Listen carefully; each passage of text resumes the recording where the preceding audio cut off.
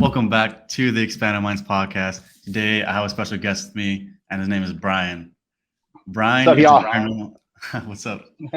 Brian is a paranormal investigator and is known for his paranormal investigations on his YouTube channel, Black Mass Paranormal. Using his military and park ranger background, he investigates places such as the Smokies, Appalachian Mountains, and the various amount of abandoned places to gather the best information on the paranormal. So, with that being said, Absolutely. welcome on. Thanks, man. Thanks for having me. It's pretty cool.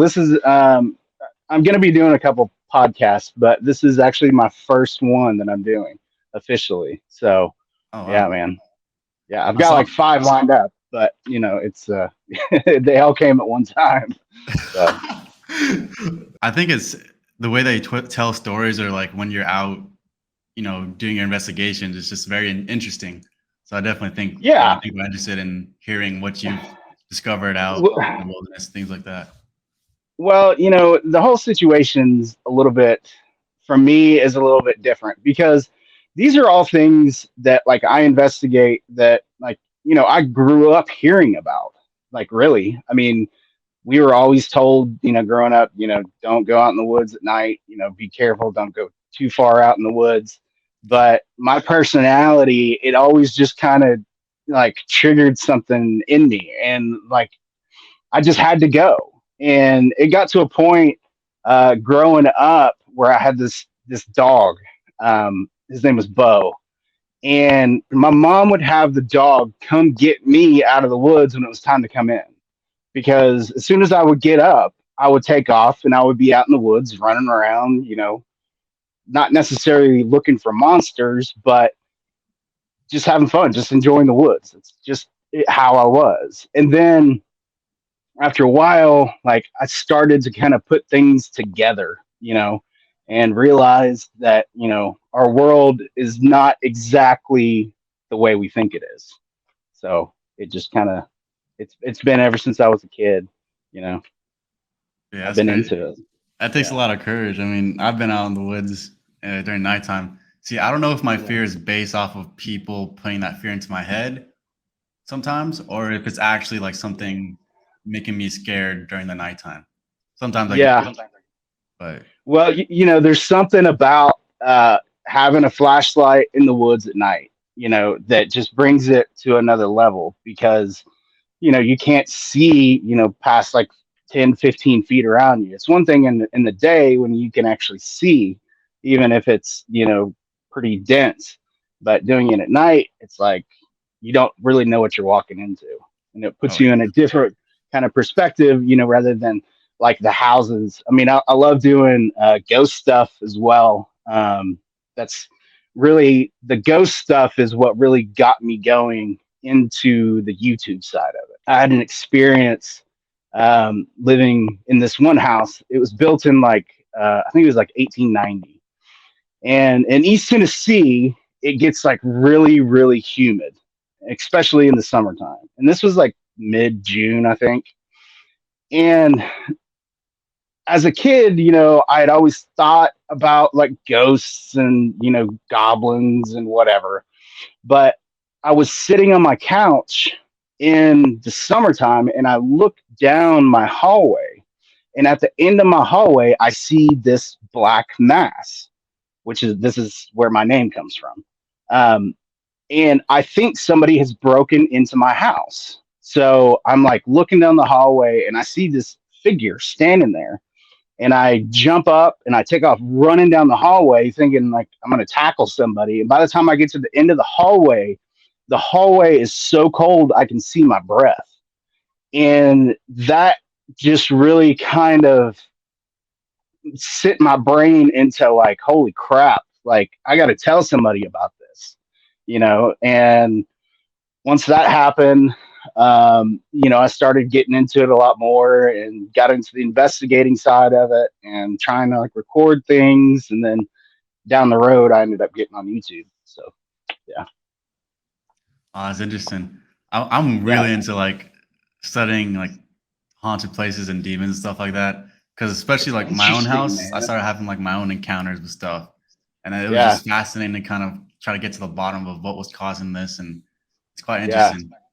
So like It when it comes to like shadow figures, I know that when you were 12, you saw something too, another black mass.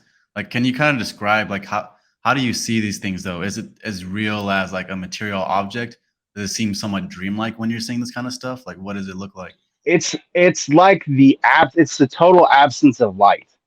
And that's the strange thing, because of the depth. When you see these things, it's like the depth. I'm playing with the bone, by the way. Sorry. That was something I found in my last investigation. So but anyway, um so when you're looking at these things, it's it's so hard to describe, because they get, and I've seen both. I've seen like a white figure, and I've seen these dark figures. Now, this doesn't happen often. It's very rare to actually be able to see one of these things and capture, and even rarer to be able to capture it on camera. But when you see something like that, it just kind of makes you. So I describe it as being disturbed, because not being scared. There's a huge difference between, somebody just being scared. Like, you watch a scary movie, right? You see, or you see something happen that got your heart running, and got the nervousness of it. But then when you see something like this, when you have absolutely no explanation for it, it is really disturbing, because it alters like your world view, because you see this thing, and you don't know how to describe it. You want to tell somebody, but when you tell them, they look at you like you're crazy. And we've just trained our minds to look at the world in this one direction. And then when that happens, it's just kind of disturbing, because that's not the reality of it. So Yeah, I like how you said, people have their minds fixed on a certain like way of viewing life, and yeah, then when these things happen, it throws you off. I actually have like yes, a video. And if you listen close, About this. I have a video. I pulled up a video from a YouTube channel. ah, yeah. This is a. Do you want to explain what this is real quick before we press play on this thing? Yeah, so this happened in the Charleston old jail, the old city jail, old Charleston jail. Sorry. This happened in the hallway as we were trying to figure out a recording setting or whatever, and this thing just runs right in between you, like right in front of us, and you don't really know what to do about it. And It's this is a crazy. live photo, right? Like Yeah, you just yeah, like, clicked on the photo and then you saw this happen behind the yeah. scenes. I wasn't the one that actually captured this. I was with the Okay. people that did, though. Yeah. really you see That, this, and if you listen closely, you can actually hear the sounds of it running, which is even more terrifying.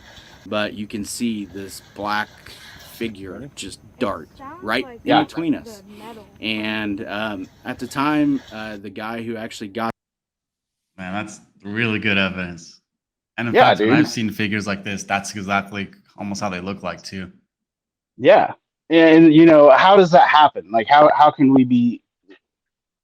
I don't know. That's just what fascinates me, man. And it's just like it's like there's a whole another side to our world that we don't understand. You know. So Yeah, and when you go out and investigate, it seems like you pay attention a lot to like your body sensations, like what you feel when you go out. oh, And absolutely. I know you have Yeah. friends too that are very good at sensing that. I think in your earlier investigations, I think his name is Kevin. Like you take him out and sense Yeah. he'd sense things like that. Yeah. So like, what kind of bodily sensations do you get, or like, at what point do you know like and feel like, okay, this place is haunted, or there's something about this gives me the creeps? And what are like the levels of intensity when it comes to what these things Well, can do okay. to you So bodily? what they can do to you bodily, that's weird.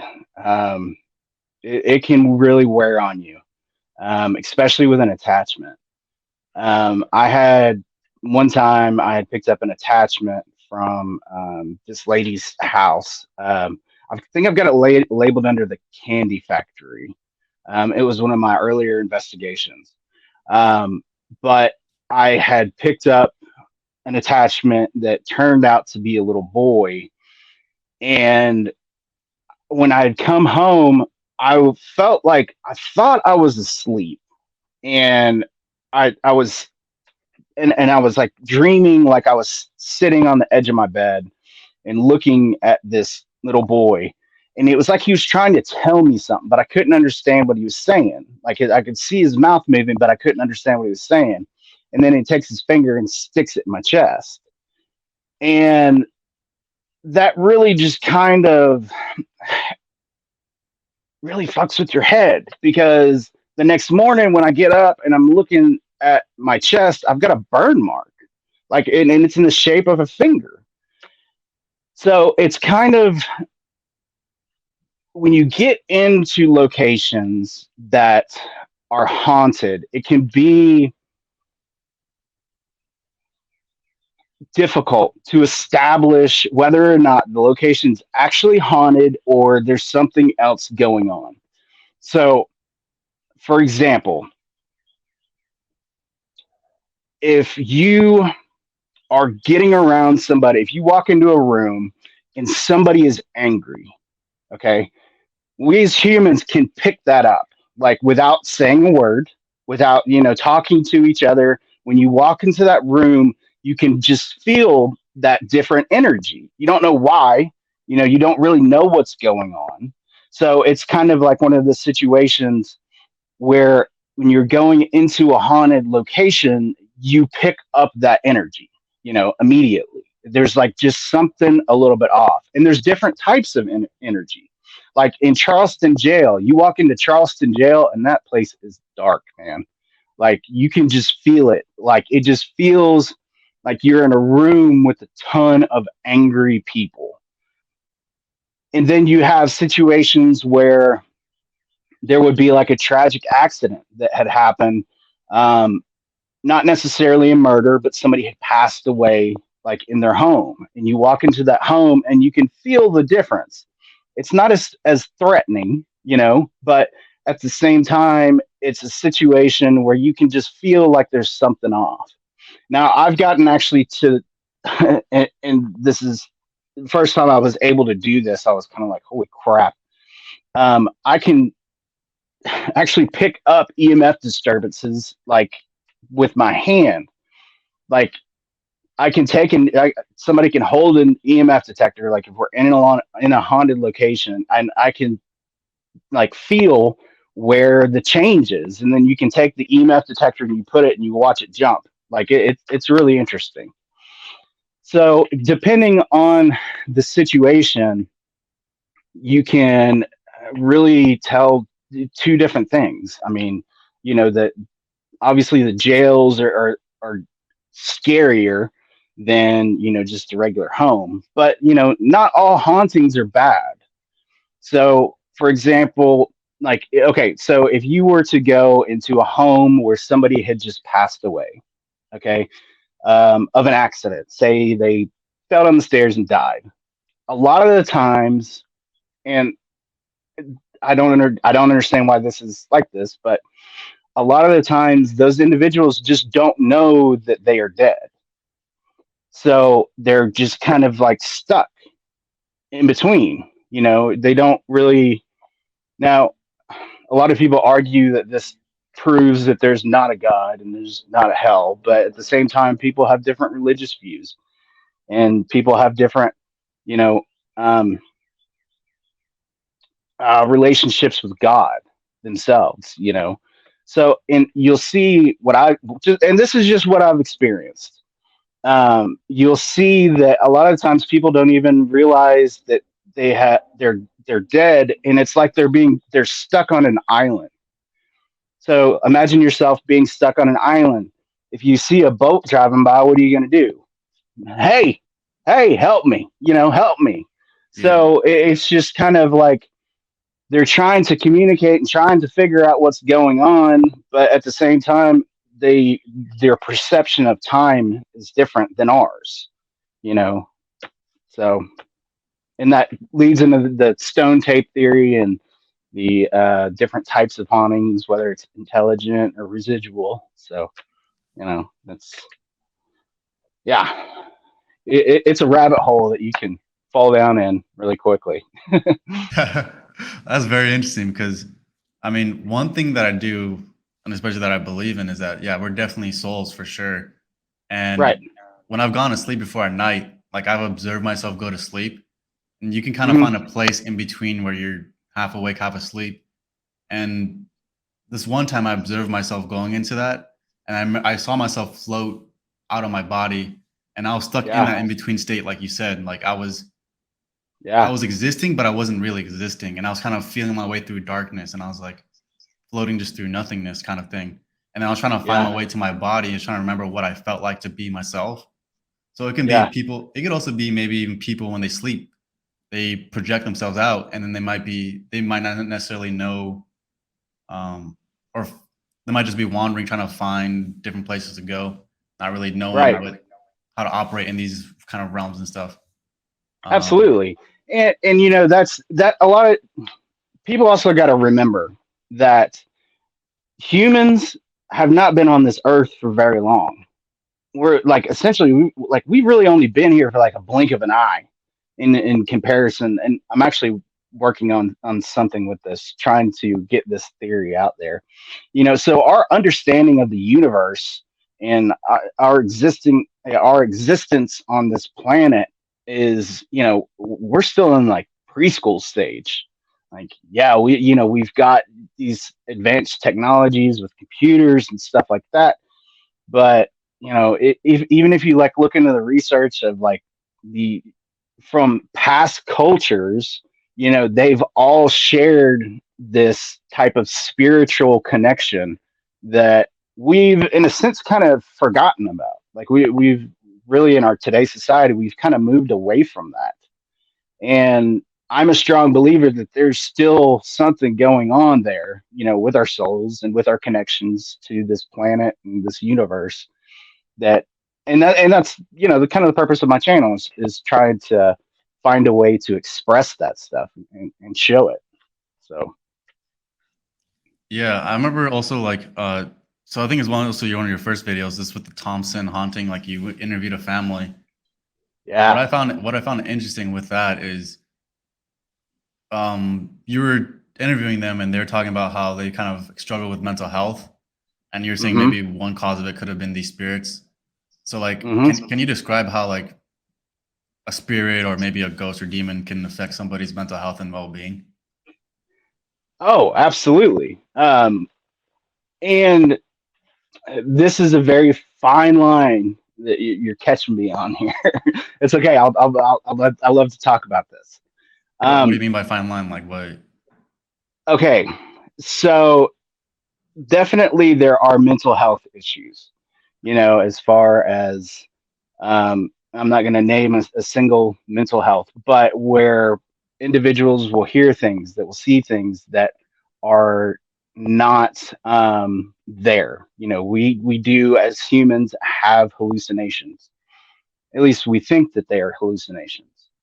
You know, our understanding of our universe is, you know, very tiny, very tiny. In cases where people are struggling with these more advanced cases of mental health, where they're seeing and hearing things, um, the spiritual side of it can exacerbate that.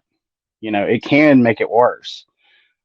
So in this particular case, we had somebody who was about to lose everything because of what was happening in his house. Because people were saying that he was crazy, you know, that they didn't believe in ghosts, and he was like, they were on the verge of, you know, going into some serious health care.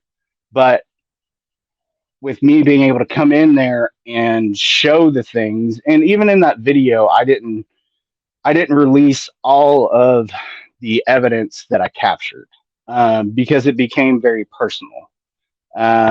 because I was trying to help this family in establishing that, you know, there's things outside of the normal mental health realm that can really exacerbate these things.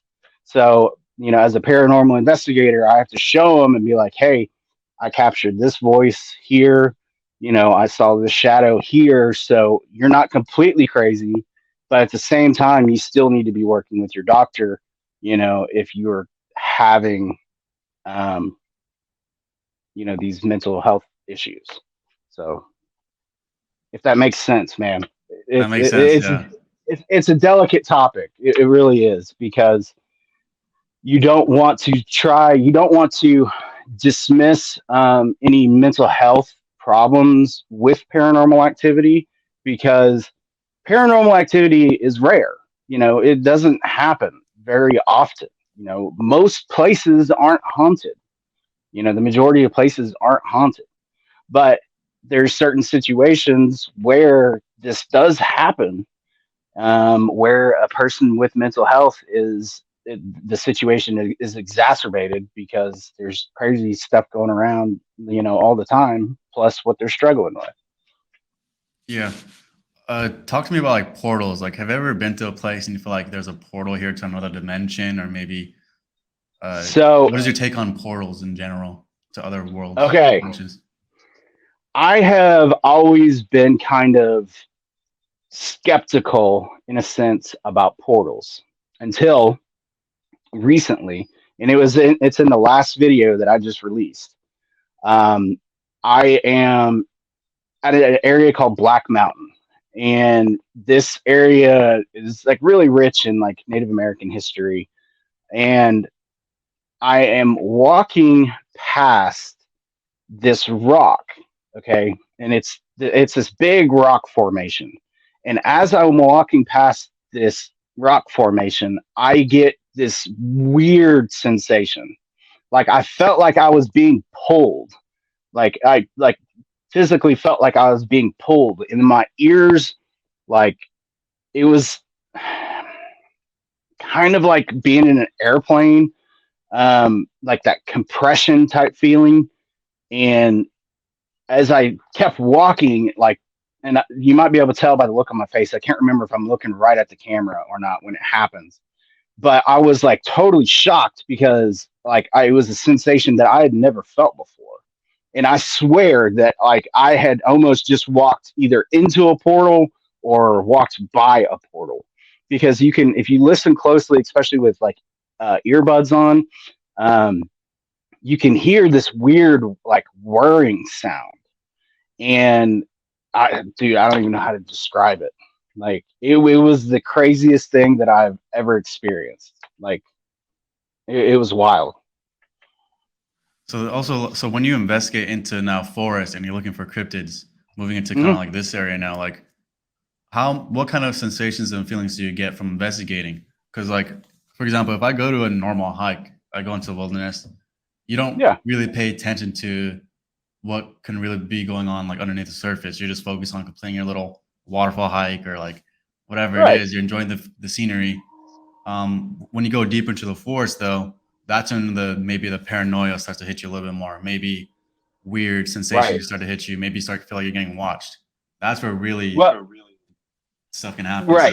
So Well, I would say like for the average person, the deeper you get into a forest, the more it's going to play with your head, because you start thinking about all the different things that could happen. Like around here, we've got bears.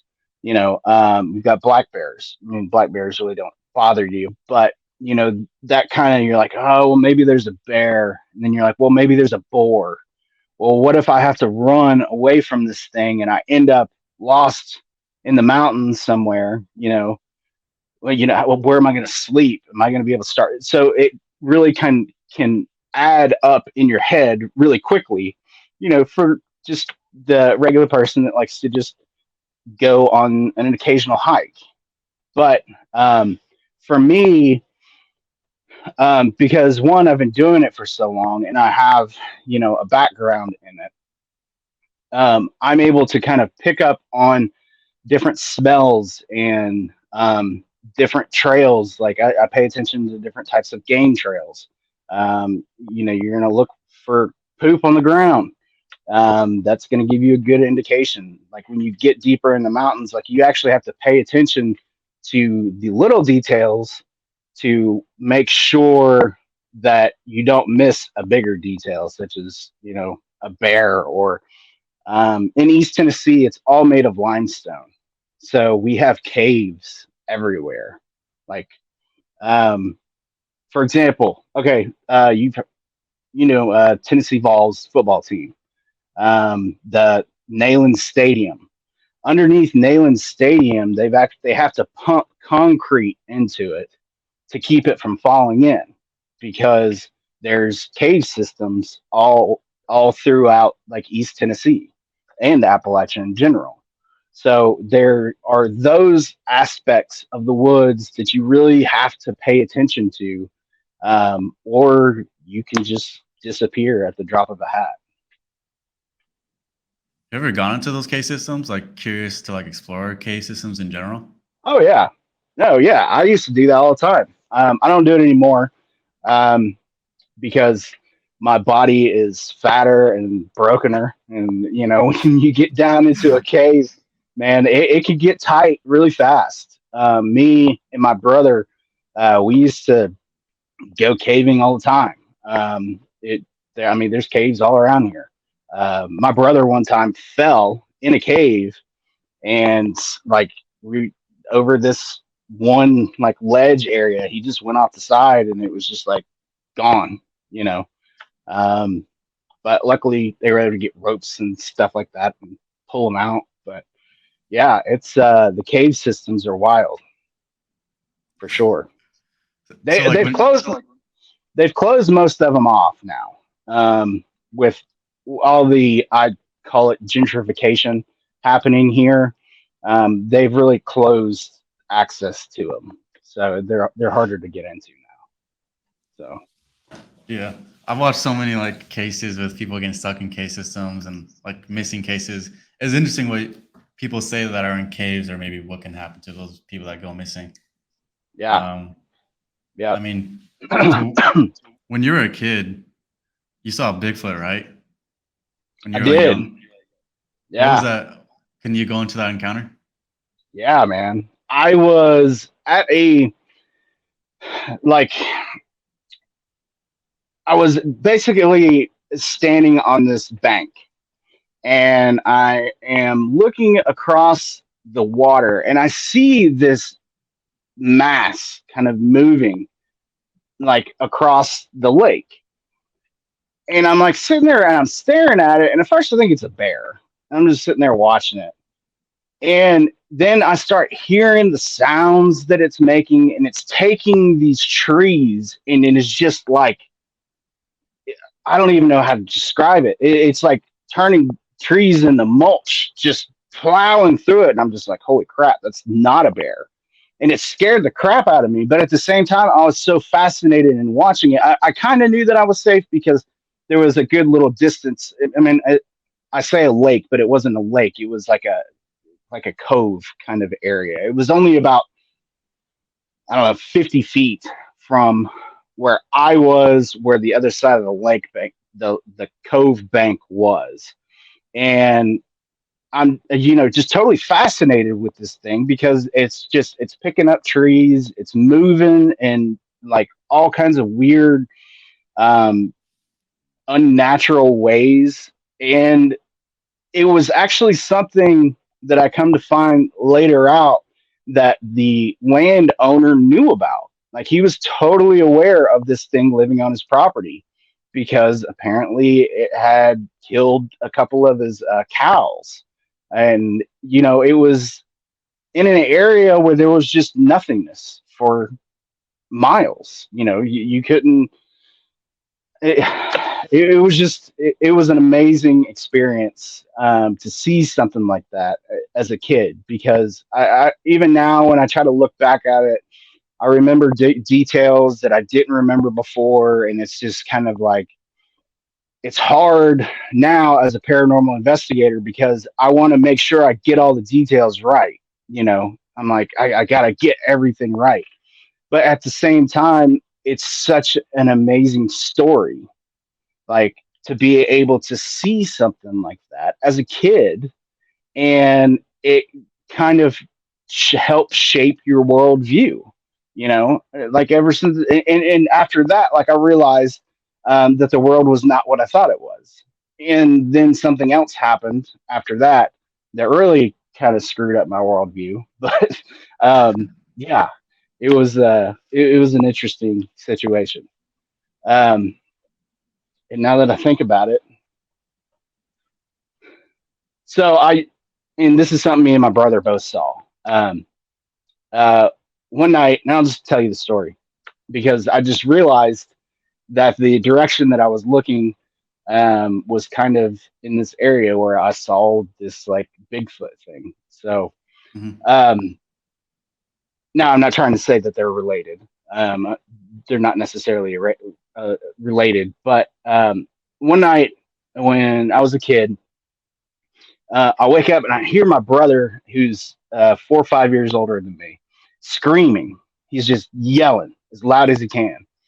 Now, behind our house, it was nothing but woods. There was probably 3 or 4 acres of forest. And then behind that forest, there was probably 400 acres of like farmland. And over so my brother wakes up, he's screaming, it wakes me up, and I go running into his room trying to figure out, you know, what's going on because it's my older brother. Like I'm not used to hearing my older brother scream. I'm the one that's usually screaming at night, you know. And he's looking out his window and he's pointing to his window, and I like look out the window, and there's this UFO like literally floating over the wood line, and it's completely silent, and it's just this huge like triangular, and I remember red, um like a red kind of outline with it, and it's just sitting there hovering. So I'm in my room, I'm totally just blown away, we're both sitting there staring at this thing. And at that point, my mom comes into the room and she's looking and she's like, holy crap, like what are we looking at?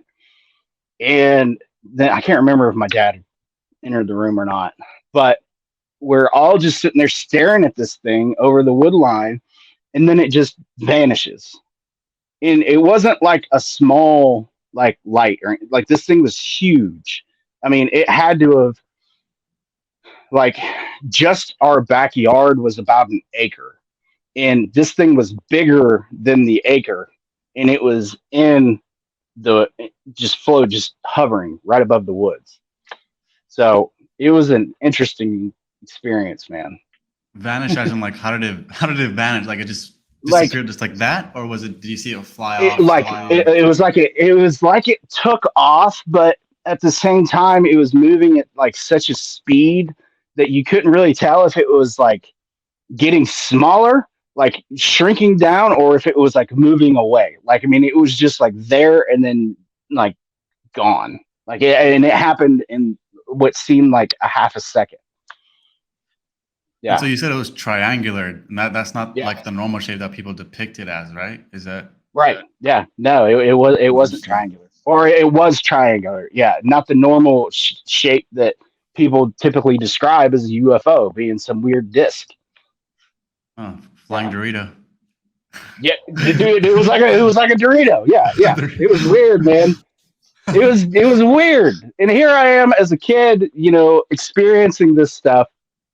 Now, at this point, I wasn't really all of that into ghosts. I've heard of ghost stories, but like I wasn't really into ghosts. But I was really into exploring and finding old, you know, abandoned farmhouses, and going into that stuff.